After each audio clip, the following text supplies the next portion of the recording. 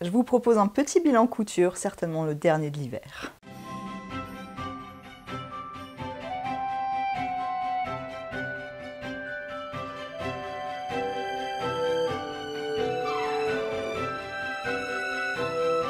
Coucou tout le monde, j'espère que vous allez bien. Nous sommes le samedi 9 mars, petit point météo rapide, il y a un grand soleil, il fait environ 13 degrés, bref, il ne fait pas chaud, il ne fait pas froid, mais comme vous le voyez, je suis en gros pull parce que j'ai un petit peu froid quand même. Bref, passons. D'ailleurs, qu'est-ce que je porte aujourd'hui? Vous êtes souvent quelques-unes à me poser la question et c'est vrai que j'oublie souvent de vous dire ce que je porte. Alors je vais essayer de faire un petit peu plus attention et de vous donner cette information quand j'y pense.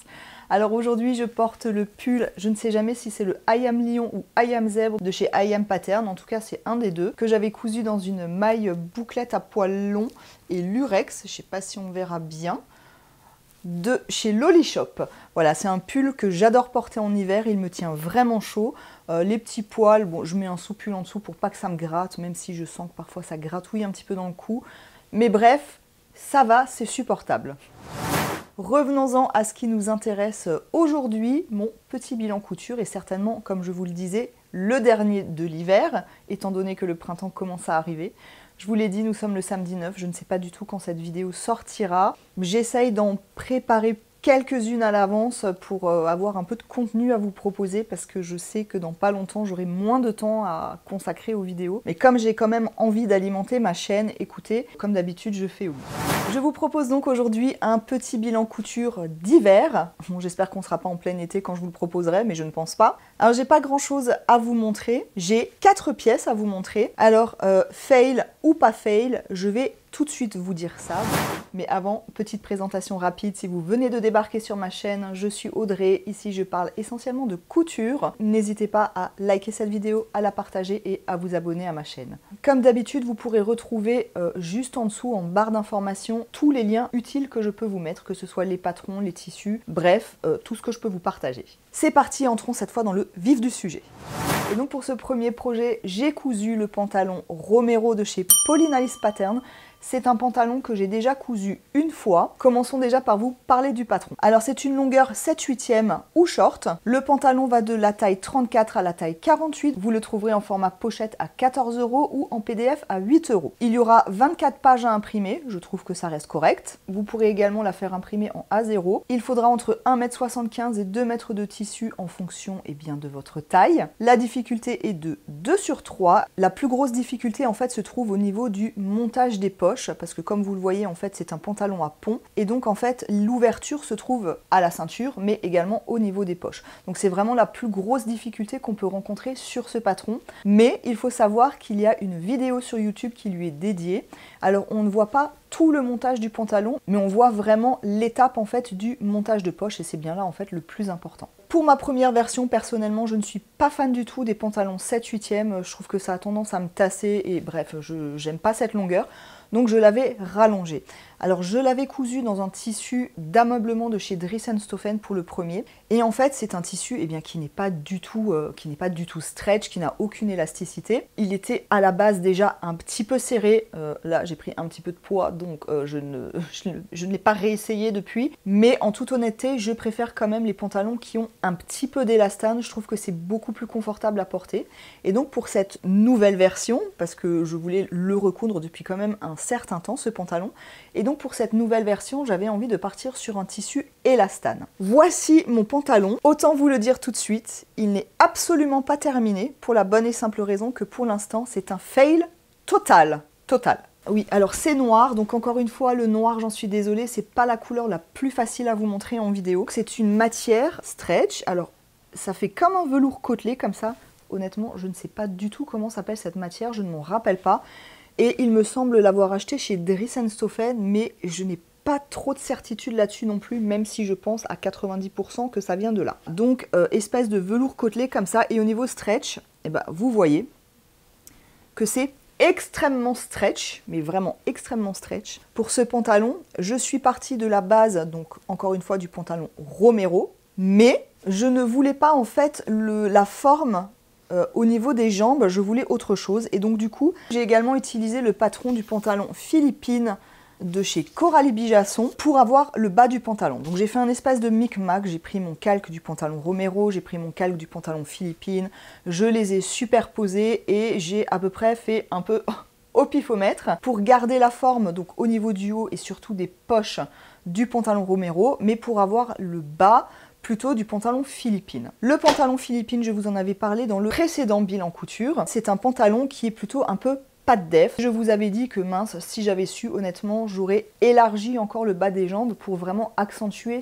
cet effet en fait pas de def. Et du coup, c'est ce que j'ai fait pour ce pantalon. Ce qui ne va pas avec ce pantalon, je pense que mon micmac entre les deux pantalons n'est pas le problème. J'ai pas l'impression. Ce qui pose vraiment souci en fait, c'est l'élasticité du tissu. Dans le sens où, eh bien, il est trop élastique. Je me suis dit effectivement, comme le tissu est élastique, j'allais partir quand même une taille en dessous. J'ai bien vu que le tissu était très élastique, encore une fois. Et donc, clairement, si j'avais fait la taille du premier Romero, clairement, ce serait 15 fois trop grand. Du coup, ce qui se passe, c'est qu'au lieu d'être 15 fois trop grand, il est 5 fois trop grand. Vous voyez? Ça va pas du tout. Du coup, je ne l'ai pas terminé. En gros, il faudrait simplement que j'ajoute la ceinture et que je finisse mes ourlets.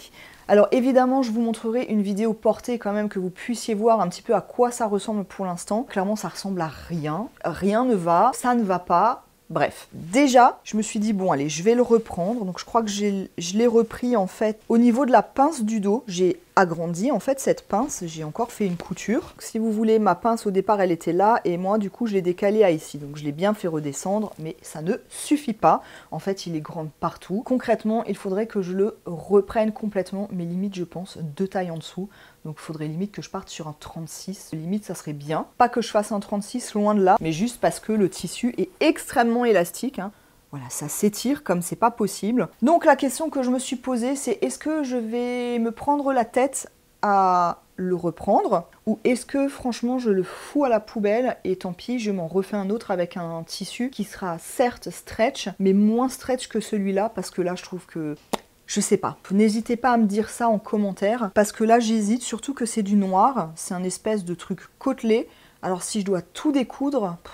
Franchement, ça me fait suer d'avance. Ou alors, je me suis dit, au lieu de découdre, bah, c'est carrément de couper en fait dans la couture, quoi. Enfin, couper dans la couture. Je m'explique. Donc là, vous voyez que c'est la couture. Donc on va dire que ça fait tout le long. Alors oui, cette partie-là, en fait, ce sont les poches. Et donc, je me suis demandé, eh bien, de couper tout simplement juste à ras de ma couture, au lieu de découdre, bah finalement de couper, parce que de toute façon, clairement, ce que j'ai ici, c'est beaucoup trop grand. Donc peut-être de faire comme ça, et du coup de recoudre, de tout réassembler comme ça. Je sais pas, je me dis ça me fait encore beaucoup de boulot pour peut-être quelque chose qui au final restera un fail en fait, tout simplement. Donc je ne sais pas, je vous sollicite. Vous, que feriez-vous? Est-ce que vous seriez plutôt de la team je découds tout, je recommence de zéro? Est-ce que je coupe comme je l'ai suggéré et concrètement je repars de zéro aussi? Ou est-ce que je repars complètement de zéro avec un nouveau tissu et celui-là, eh bien tant pis, il partira à la déchetterie? Je suis un petit peu embêtée parce que j'ai cousu ce pantalon-là parce que j'avais envie d'un pantalon. Et surtout, après la grosse pièce que j'ai faite, et celle-là, je vous en parlerai à la fin, j'avais besoin de coudre quelque chose quand même d'un peu plus simple. Au final, il s'avère que c'était plus compliqué que prévu. Donc pour l'instant, ce pantalon est pour moi un gros fail. Après ce fail monumental, j'avais un petit peu envie de me réconcilier avec la couture. J'ai choisi de coudre le body Grace ou Grace de chez Atelier Berny. Je vais quand même vous parler du patron avant de vous montrer ma réalisation et à savoir est-ce un fail ou pas. Le body Grace, vous pourrez le trouver en pochette à 17,50 €. Je crois qu'il est actuellement en rupture de stock, mais bon, le mieux c'est d'aller jeter un coup d'œil régulièrement. Ou en PDF à 11,50 €. Le body va de la taille 32 à la taille 50. Il faudra prévoir 1,20 m à 1,50 m de maille bi-stretch avec au moins 50% d'élasticité. Il nous faudra également un tissu maille 100% coton, donc jersey de coton, pour le fond de culotte. Oui, c'est un body. Il faudra également prévoir 3 mètres de laminette entre 6 et 10 mm. La surjetteuse est optionnelle, donc ça c'est plutôt une bonne nouvelle. On a également l'option ouverture entre l'entrejambe ou pas d'ouverture. Et si vous choisissez l'ouverture entre l'entrejambe, il faudra prévoir 3 boutons pression pour maille ou des bandes d'agrafe. Et si vous trouvez que votre tissu est trop mou, du thermocollant spécial maille. Les marges de couture sont incluses. Il faudra imprimer 20 pages si vous choisissez l'option avec bord à découper et 17 pages si vous prenez l'option bord à bord. Pour les tissus conseillés, vous pourrez utiliser du jersey, de viscose, de coton, de la maille côtelée, du jersey de velours, etc. À partir du moment où vous avez 50% d'élastane, c'est tout bon en bi-stretch. La difficulté, il faudra donc coudre de la maille, des fronces, la pose de la laminette et l'asymétrie du drapé. Et voici mon body grass, ou Grace, si vous préférez. Pour le coudre, honnêtement, vous le savez, je suis pas une pro ni une fan du jersey, mais juste parce que j'ai pas l'habitude d'en coudre. Dans mon stock, il n'y a quasiment pas de jersey. Je crois que ce coupon, c'était le seul coupon que j'avais, hormis les petits morceaux de jersey de coton que j'ai pour faire de la lingerie. Mais sinon, c'est vraiment le seul coupon que j'avais. C'est un coupon qui vient de chez Dries & Stoffen, donc c'est un jersey de coton. Désolé, vous risquez juste d'entendre des bruits, il y a des travaux là juste à côté, donc voilà, j'espère que ça ne perturbera pas trop cette vidéo. Donc, ce body cousu dans un jersey de coton, comme ceci, avec un fond vert sapin, vert bouteille, avec des pois de couleur noir, rouge et jaune très très pâle. Alors c'est un jersey de coton qui vient de chez Dries & Stoffen. Niveau qualité, je le trouve plutôt pas mal. Par contre, quand je le cousais, comment dire, vous voyez, le fond est blanc et en fait quand je le cousais, eh ben, il y a des endroits en fait où on voyait le blanc. Vous voyez, quand l'aiguille elle se plante dedans, je sais pas trop comment dire. Je sais pas si c'est un tissu qui vieillira bien. On le voit ici par endroits sur les coutures. Je sais pas si vous verrez comme ça des petits points blancs. Bref. Alors j'ai fait entre guillemets quelques modifications. Pas sur le patron mais sur la façon de le coudre. Déjà j'ai une laminette qui fait à peu près 1 cm. Voilà, en tout cas c'est ce que moi je connais comme laminette parce qu'il me semble qu'il y a des trucs comme ça mais transparents, mais je ne crois pas que ça s'appelle la laminette et je ne sais plus comment ça s'appelle et je crois qu'on a souvent tendance à confondre les deux. En tout cas là c'est une laminette de 1 cm que j'avais acheté chez les filles à pois pour la bonne et simple raison que je souhaitais me coudre un maillot de bain. Bon, l'année dernière j'ai pas eu le temps, est-ce que j'aurai le temps de le faire cette année ? Rien n'est moins sûr. Et la laminette, en fait, il fallait la coudre ici à l'intérieur. Donc c'est un petit peu le même système qu'une lingerie. On va d'abord le coudre sur l'endroit, ensuite on va le retourner sur l'envers et on va refaire une piqûre au point zigzag. Donc là, j'ai fait tout pareil, hein, sauf qu'au lieu d'être 6 ou 8 mm, c'est 1 cm. Voilà, donc j'ai fait mon point zigzag. Écoutez, j'ai utilisé une aiguille... une super stretch, voilà. On a une espèce de drapé, vous le verrez vraiment mieux sur les images portées. Donc ça fait un drapé comme ça sur le devant. Au niveau entre le bas et la culotte, il y a ce système comme ça. Moi, je ne sais pas si on verra grand chose. On voit un espèce de petit trou. Enfin bref, c'est un espèce de système qu'il faut faire pour pouvoir entremêler les deux. Je ne sais pas trop comment l'expliquer, c'est assez compliqué à expliquer, ça fait un espèce de croisé comme ça, mais bon, il y a tous les repères sur les patrons, il faut vraiment prendre son temps, il faut être concentré, bien regarder les étapes, et ça va, ça s'est bien passé, même si ça commençait à me faire un petit peu un nœud au cerveau, ça va, j'ai fini par comprendre, il fallait, personnellement, vous le savez, j'ai des soucis un petit peu à me repérer dans l'espace, hein, ce que j'appelle mes problèmes de 3D. Du coup, parfois, j'ai un petit peu du mal, mais en posant les choses, et parfois, il suffit juste que je laisse en fait les explications de côté, que je visualise en fait par moi-même pour que je regarde un petit peu comment, dans ma logique, je dois procéder. Et en général, ça va, ça se passe. Donc là, ça va, ça s'est bien passé. Au final, j'ai quand même compris les points, les crans de repère, etc., etc. Donc ça s'est fait. Personnellement, j'ai choisi l'option avec l'entrejambe ouverte, donc qu'on peut refermer par les boutons pression. Alors j'ai utilisé... Comment je vais vous montrer ça? Non, alors... Déjà, normalement, il faut aussi mettre de la laminette, donc au niveau des cuisses.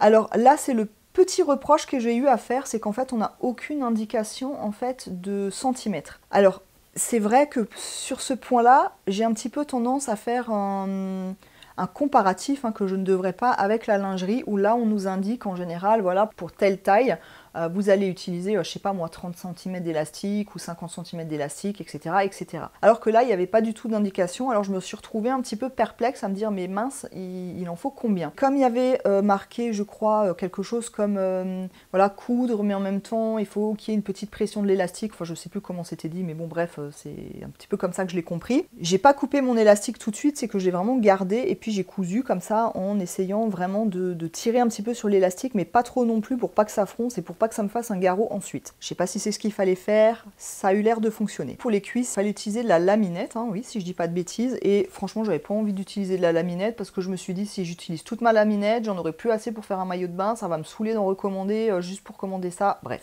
Donc j'ai simplement utilisé un élastique à picot, un élastique pour lingerie. Pareil, j'ai cousu d'abord sur l'endroit et ensuite je suis venue le retourner et j'ai refait une piqûre au point zigzag. Donc voilà ce que ça donne.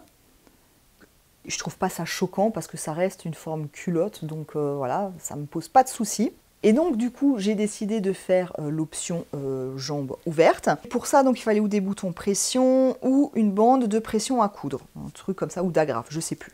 Et personnellement c'est ce que j'avais. Sauf que je l'ai acheté en noir et blanc, j'ai acheté ça sur AliExpress, il y en avait différents, je savais pas trop lequel prendre. Au final j'aurais mieux fait de prendre l'autre. Parce que ça se présente comme ça, c'est une bande. Vous avez 3 boutons pression, ensuite vous avez un espace plus grand, 3 boutons pression, etc., etc., etc. Même s'il faut que 3 boutons pression, en fait là ce qui se passe c'est que soit ils sont pas assez espacés, soit il en aurait fallu plutôt 5 au lieu de 3. Vous voyez, j'ai posé ça comme ça, et là vous voyez que c'est vraiment au milieu, donc là ça manque un petit peu, ça manque un peu de finesse et de finition. Je trouve pas ça génial. J'aurais préféré avoir voilà, un bouton pression ici, un ici, un ici, et encore, perso, j'en aurais plutôt mis 4 que 3. Bref, ça fonctionne très bien comme ça, même si je ne l'ai pas encore porté, donc à terme, je ne peux pas dire, est-ce que le fait qu'il n'y ait pas de bouton pression ici, est-ce que ça va me déranger? Pour l'instant, je n'en sais rien. Je me dis que c'est plus une toile portable qu'un projet bien abouti et fini. Je crois que j'ai fait un 40 ou un 42, écoutez, je ne sais plus. J'ai trouvé du coup que les manches étaient un petit peu larges, je préférais du coup pour un body où il y a un drapé comme ça que les manches soient un peu plus resserrées. Mais ça sera une petite modification à faire pour le prochain, ce sera rien de bien méchant. Alors du coup, j'ai tellement pas l'habitude des bodys que je ne sais pas si ça ne me va pas ou si je n'ai pas l'habitude. Je sais pas quoi en penser. Quand je l'ai essayé, je le trouve pas du tout moche, hein. Je trouve qu'il est vraiment très sympa, sinon je n'aurais pas acheté le patron. Mais déjà, je trouve que la culotte a tendance à trop remonter. Donc là, clairement, il faut vraiment porter un taille haute, parce que c'est un truc que j'aime pas du tout, c'est quand on voit cette démarcation là de la culotte et du haut. On a l'impression que vous savez, la culotte qui ressort du pantalon, je déteste ça. Ça me chagrine un petit peu. Et l'autre chose, c'est que ça a tendance, je trouve, à m'aplatir les seins. Alors j'ai l'impression qu'en fait j'ai mes seins au même niveau que mon ventre. Alors je sais bien que j'ai pris un petit peu de poids, mais là ça va pas quoi, hein. Ça va pas du tout. Bref, je pense que c'est vraiment une question d'habitude le body. Si on n'a pas l'habitude de porter des bodys, forcément au début, c'est peut-être un petit peu compliqué à assumer. En tout cas, j'ai bien envie de le refaire, mais cette fois, encore une fois, avec des manches plus serrées, voire carrément courte, pourquoi pas pour le printemps-été, en faisant bien attention aux boutons pression sur le bas. Alors personnellement j'ai vraiment envie d'avoir le côté entrejambe ouvert. Bon, c'est vrai que dit comme ça, sorti du contexte, ça fait très bizarre, mais je parle bien du body, qu'on soit clair. Je trouve juste que c'est beaucoup plus pratique quand on a envie d'aller aux toilettes, hein, c'est tout. Et ce que j'ai envie de modifier aussi la prochaine fois, c'est donc cette jonction. C'est super compliqué à vous montrer, hein. Là, c'est la partie culotte et donc là, c'est la partie haute. Et donc, j'aimerais que cette partie-là se voit quand même beaucoup moins. Je pense que je vais rajouter 2-3 cm au niveau du buste, mais je ne suis pas sûre pour l'instant de les enlever au niveau de la culotte. Ça, je pense que c'est le premier essai que je vais faire. Comme ça, j'aurai peut-être moins cette impression que ce truc me colle et me plaque là de partout, même si un body doit être collant. Mais là, peut-être pour éviter ce côté écrasé comme ça, je vais déjà tester ça. Et si effectivement il y a déjà un petit mieux, ce qu'il faudra voir, mais c'est quand même des choses que j'ai vraiment envie de tester, parce que franchement le body, je trouve que ce drapé là comme ça, je trouve ça vraiment extrêmement joli et féminin. Donc voilà, j'aime beaucoup. Donc ce body, fail ou pas fail, pour le premier, allez, j'ai envie de dire un tout petit fail, mais rien de grave, il est juste à refaire, c'est simplement une toile qui reste en fait portable. Pour cette troisième pièce, j'ai cousu le gilet Rivoli de Made in Estelle, qui est un patron gratuit, qui va de la taille 34 à la taille 52. En fait, vous avez deux PDF. Vous pouvez télécharger un PDF où vous aurez la taille 34 à 44 et un deuxième PDF où vous aurez les tailles du 46 au 52. Vous pourrez mettre l'option avec les mancherons ou le faire sans les mancherons. Si vous décidez de le coudre avec mancherons, il faudra prévoir 80 cm de tissu ou 60 cm sans les mancherons. Il faudra prévoir 60 cm de doublure et 4 mètres de biais. Je trouve que c'est un très chouette petit projet comme ça pour éliminer ces petites chutes si on en a. Et en plus, c'est un patron gratuit, je le répète. Franchement, j'ai pas pris le plus beau des cintres, mais écoutez, c'est pas grave, hein, c'est juste pour vous montrer. Voici mon petit gilet Rivoli. Voilà, j'ai décidé de le faire tout simple et basique. Il me restait de ce superbe tissu, si vous le reconnaissez, c'est le jacquard blanc de chez Dries & Stoffen. J'en avais fait un pull un petit peu style historique victorien. C'est un tissu que j'adore, mais que c'est dommage qu'ils n'en vendent pas plus souvent du tissu comme ça. Je le trouve absolument magnifique. Il me restait un petit morceau, juste assez pour faire ce gilet. À l'intérieur, pour la doublure, j'ai utilisé du coton couleur marron caramel. En fait, c'est un drap housse, 100% coton. Donc, j'ai décidé de l'utiliser comme ça. Je voulais quelque chose de léger qui puisse être utilisé au printemps. Alors, ce tissu-là, c'est un tissu maille. Alors, on ne nous parle pas spécialement d'utiliser de la maille. Les versions que j'ai pu en voir sont quand même plutôt en chaîne et trame et plutôt style dans des tissus du type jacquard ou style comme ça. Moi, j'avais envie d'utiliser cette chute, donc j'ai utilisé cette chute et puis c'est tout et ça fonctionne très bien. J'ai choisi avec les mancherons.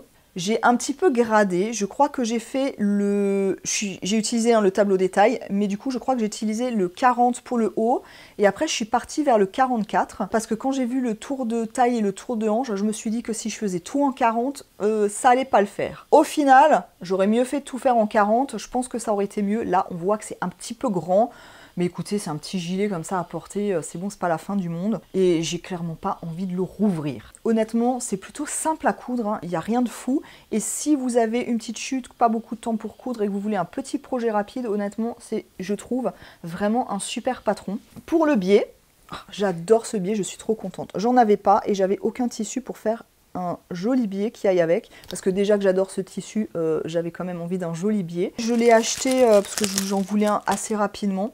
Du coup, je l'ai commandé sur Amazon, qui vient de Designer Factory. C'est une marque française. C'est cette couleur-là. C'est une espèce de couleur un peu marron glacé, comme ça. C'est satiné. Écoutez, il est super joli. Je suis super contente. Ouais, 5 mètres beige, ils appellent ça. Je crois que c'était 8 € et des bananes.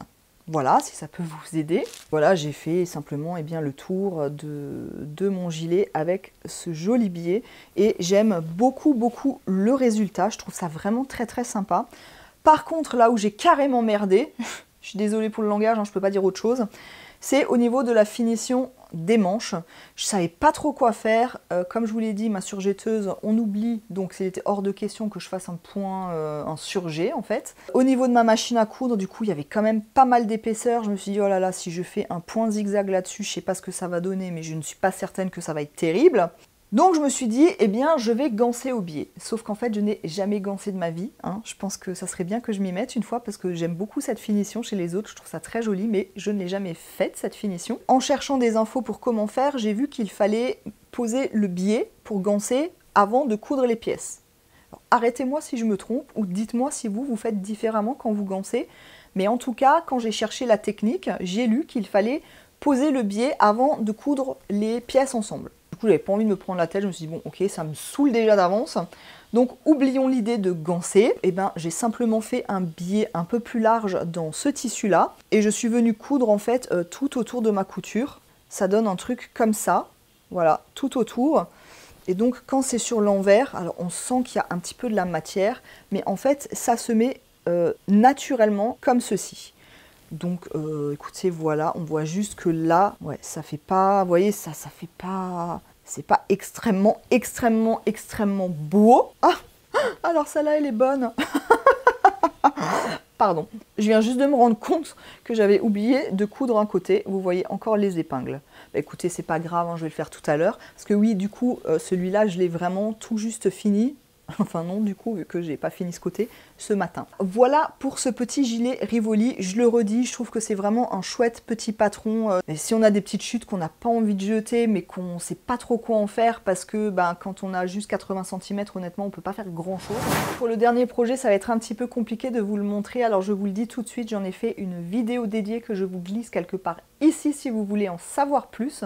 En tout cas, vous l'avez compris, il s'agit de mon manteau Burda. Si vous n'avez pas vu la vidéo, je vous donne quand même ici toutes les infos. Donc manteau trench 114 de Burda de octobre 2010. Sinon, vous avez également le PDF à 4,99 € sur le site de chez Burda. Autant vous dire que c'est un manteau qui est quand même très long. C'est une coupe cloche, il est ample. Il y a beaucoup de pièces, 18 très précisément. Donc d'après ce que j'ai pu comprendre, il y a quand même un nombre incalculable de pages à imprimer. Je crois que c'est environ 90 pages, quelque chose comme ça, donc autant vous prévenir. Alors évidemment, quand il y a autant de pages, on peut évidemment le faire imprimer également en A0. Je ne sais pas du tout pour combien on peut en avoir. Bref, en tout cas, sachez que ça existe en PDF. Donc je vous l'ai dit, c'est un manteau ample, long, avec une coupe cloche. Il y a une grande capuche, des rabats de poche XL et des bas volets. Il va de la taille 36 à 44. Le niveau de difficulté est de 4 sur 4, autant vous dire que c'est une masterpiece Burda. Il faudra prévoir entre 4,95 m et 5,15 m de tissu, ainsi que entre 2,30 m et 2,40 m de tissu doublure. Il faudra également de la Vliseline G405, 7 boutons et 3 grands boutons pression à coudre. Alors c'est une couture qui a été longue, rien que le décalcage ça m'avait pris des plombes et des plombes. Ah oui, information aussi qui a son importance, les marges de couture chez Burda ne sont pas incluses. Je vous ai également fait une vidéo dédiée sur comment se repérer sur une planche à patron Burda, que vous retrouverez quelque part par là. Alors je vais vous le montrer comme ça, je vous l'aurais bien mis sur le mannequin, mais il est actuellement pris et je ne peux absolument pas enlever ce qu'il y a dessus. J'en suis désolée. Vous le voyez accroché ici, je ne pourrais pas vous le montrer mieux. Vous pouvez voir ici les bas volets de chaque côté. Les poches à rabat XXL qui se trouvent ici. Je vous l'avais dit et je les ai encore. J'ai encore des croix de bâti sur le manteau pour la bonne et simple raison que ce sont les endroits où je dois coudre les boutons pression que je n'ai pas encore achetés. Pour la couture de ce manteau, j'ai utilisé un drap de laine noir qui vient de chez Loli Shop. Alors le premier coupon m'avait été offert, le deuxième coupon je l'ai acheté. Le coupon de 3 mètres est à environ 17 € et des bananes. Et pour la doublure, j'avais utilisé une doublure pareil qui provient de chez Loli Shop. C'est une doublure IKKS. Je le redis, les marques, je m'en fous, mais je trouvais la doublure sympa. Ça fait un espèce de faux uni comme ça. Il y a des petites étoiles dessus et je trouvais qu'il était très très joli. Sur mes deux coupons, il me reste un petit coupon d'environ 1,50 m et au niveau de la doublure, sachez que je n'ai plus rien et honnêtement c'était très limite. J'ai eu beaucoup de mal à faire rentrer toutes les pièces. Donc il disait chez Burda environ 2,30 m je crois. Ouais, j'avais 3 mètres de doublure et c'était un peu limite. Bref, on va pas revenir sur les explications de Burda qui sont assez complexes. Par exemple, pour coudre les poches, j'ai vraiment galéré. Je comprenais pas, j'ai dû lire 150 fois pour à peu près pas comprendre toujours. Bref, au final, j'ai posé, j'ai laissé de côté, j'y suis revenue. Et très souvent, comme ça, dans ce manteau, il y a eu des étapes comme ça où il fallait que je pose, que je laisse tomber, que je me dise bon stop là, il faut que je respire et où pendant plusieurs jours, en fait, je n'y touchais pas, pour y revenir après avec un esprit un petit peu plus serein et un peu moins stressé et où du coup ça se passait beaucoup mieux. Au niveau de la doublure aussi, ça a été un petit peu compliqué. Il fallait tout coudre à la main, donc autant dire que ça prend des plombes et des plombes. Quand je l'avais mis sur mon mannequin, je me suis rendu compte en fait que dans le bas ça gondolait à mort pour la bonne et simple raison que ma doublure était trop courte. J'ai dû tout rouvrir, j'ai ouvert l'ourlet de ma doublure. Oui, parce que en fait, il disait qu'il fallait que la doublure soit plus courte de 2 cm. Mais il parlait de faire un ourlet, je sais plus quoi, enfin bon bref. Moi j'ai bien regardé, j'ai tout bien mesuré, ma doublure était beaucoup trop longue, malgré l'ourlet qu'il fallait faire. Et du coup, moi, j'ai coupé 2 cm. En fait, je n'aurais jamais dû couper ces 2 cm. Donc, j'ai essayé de rattraper tout ça comme j'ai pu. J'y suis plus ou moins parvenue, ça va. C'est pas nickel à 100%, mais honnêtement, j'en suis contente. Et j'ai tout recousu une fois encore à la main. Autant dire que ce fut long, j'ai eu ma dose, j'en avais un petit peu marre. Vous pourrez voir donc la capuche. Ouais, on voit pas bien, mais je vous remettrai les images portées, ce sera beaucoup plus parlant. Ce que je retiens, c'est que je suis pas une experte Burda, c'est une masterpiece. Je savais pas trop si c'était une très bonne idée de me lancer dans ce projet-là, mais j'avais vraiment envie d'un manteau long avec une capuche. Pour rappel, c'est un patron qui provient d'un modèle en fait de 1950. Hein, je pense qu'ils ont juste réajusté les tailles. ce genre de choses. Donc je suis super contente de l'avoir cousu. Je l'ai dit dans ma vidéo, c'est un manteau qui est lourd, hein. Bon, imaginez quand même, il y a quand même à peu près presque 4 mètres de tissu, hein, peut-être pas 4 mètres, mais oui, si, quand même, 4 mètres. Donc c'est un manteau qui est lourd. Je n'ai pas encore le recul nécessaire pour en parler, pour savoir est-ce que je suis bien dedans, est-ce qu'il tient chaud, etc. Pour la bonne et simple raison que je ne l'ai pas encore porté. Je ne pense pas que je le porterai cette année en toute honnêteté parce que là le printemps va arriver et je ne me vois pas porter ce genre de manteau au printemps. Il sera sorti l'année prochaine avec grand plaisir. Bon alors c'est une matière quand même qui accroche énormément, hein. Bon déjà sur le noir on a tendance à voir toutes les poussières, tous les poils, etc. Les cheveux et j'en passe et des meilleurs. Mais une couleur noire avec un drap de laine, je peux vous dire que là c'est le combo parfait pour tout attraper. Ça c'est vraiment le côté négatif pour l'instant que je vois à ce manteau. Je dis bien pour l'instant, il y en aura peut-être d'autres encore. Lors de la construction de ce manteau, comme sur tous les patrons, il y a des points de repère, des lignes, etc. Bref, des choses qu'on ne doit pas oublier, les crans de montage, etc. etc. En général, j'utilise ou un morceau de savon pour les marquer ou un stylo friction. Mais là, comme on le sait, le stylo friction ainsi que le savon ont tendance à disparaître avec la chaleur et la vapeur. Comme je ne voulais pas du tout me retrouver complètement stressée à ne plus savoir où étaient mes points de repère au cas où ils disparaissaient, j'ai décidé en fait de mettre des fils de bâti à chaque repère. Là aussi, ça m'a pris plus de temps et en toute honnêteté, au moment de la couture, ça s'est clairement révélé hyper utile. J'ai vraiment bien fait de le faire, donc vraiment si vous avez des grosses pièces comme ça surtout, n'hésitez pas à mettre vos points de repère, vos crans de repère, enfin bref, tout ce qui est repère en point de bâti, comme ça vous êtes sûr que ça ne disparaît pas et vous ne serez pas là comme ça à ne plus savoir ce qu'il faut faire, où il faut le mettre, où il faut le faire, etc. J'ai pas calculé le nombre d'heures, mais honnêtement je pense qu'il y en a une bonne trentaine, mais je pense là que je suis même en dessous de la réalité. Bref, je suis très contente de cette pièce réalisée, même si elle n'est pas 100% parfaite, qu'il y a des petits défauts. C'est pas grave, j'y suis arrivée à bout et j'en suis extrêmement contente.